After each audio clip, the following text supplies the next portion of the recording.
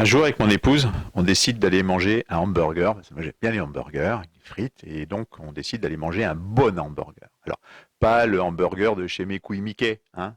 Alors, c'est vrai, c'est pas Mes couilles Mickey, c'est McDonald's.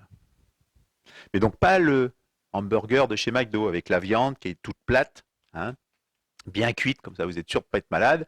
Et d'ailleurs, c'est ce qu'on appelle un steak à chier, hein. Celui-là, vous le mangez, il passe directement du bas vers le haut, l'estomac, il s'est rendu compte de rien. Donc le steak à chier de chez Mes couilles Mickey. Non. Et d'ailleurs, là, il y a des gens qui se posent des questions. Ils se disent, mais chez Mes couilles Mickey, les produits sont frais? Ben oui, oui, les produits sont frais. Ils sont très très frais même. Ils sortent du congélateur. Donc avec mon épouse, nous voilà partis dans un bon restaurant et je décide de manger un hamburger. Et dans le hamburger, il y avait des cornichons. Puis en mangeant mon hamburger, en mordant dedans, j'ai failli m'étouffer avec un morceau de pain qui a failli passer du mauvais côté. Et là, je ne sais pas ce qui s'est passé. En fait, il y a un morceau de cornichon, un gros morceau de cornichon, qui est remonté par l'intérieur et qui s'est mis dans une des narines. Je vous assure, ça m'est arrivé. Le bout de cornichon qui m'est remonté dans le nez, ça m'est arrivé. Et là, c'est aigre, c'est acide. Donc les yeux, naturellement, ils se mettent à pleurer. Ma femme qui ne comprend pas ce qui se passe, je lui explique. Je lui explique, et là, bah, elle est morte de rire, morte de rire. Et elle pleure. Donc les gens de la table d'à côté, ils me voient moi en train de pleurer parce que j'ai mal à la narine, ça pique, et ma femme qui elle est morte de rire, le serveur un peu inquiet, mais bon. Donc là je me dis, bah il faut que je le retire le morceau de cornichon. Donc j'essaye de mettre le doigt dans le nez, j'y arrive pas moyen, le morceau est tellement bien gros et bien calé, pas moyen. Une idée. Je prends un cure-dent, un petit pic qu'il y avait sur la table, je prends le pic et puis il me dit, bah je vais piquer le cornichon, puis je vais le sortir, quoi. Et là, je pique, ça dérape sur le cornichon, probablement, certainement même, et ça m'érafle l'intérieur de la narine. Oh, je vous dis pas. La narine qui commence à saigner un peu, le cornichon sur la plaie, l'horreur, mes yeux qui se remettent à pleurer, ma femme qui est morte de rire, les gens d'à côté de moins en moins, ils comprennent pas.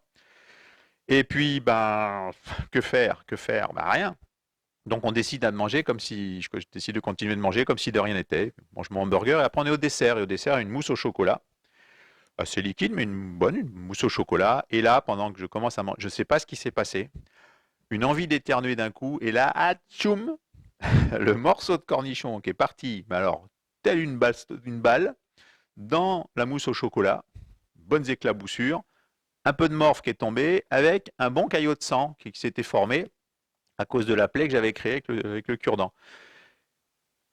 Ma femme, elle, morte de rire, tacheté de chocolat avec les éclaboussures du cornichon qui est arrivé dans la crème. Moi, bah, ça fait mal, donc du coup, je recommence les yeux, recommencent un peu à pleurer.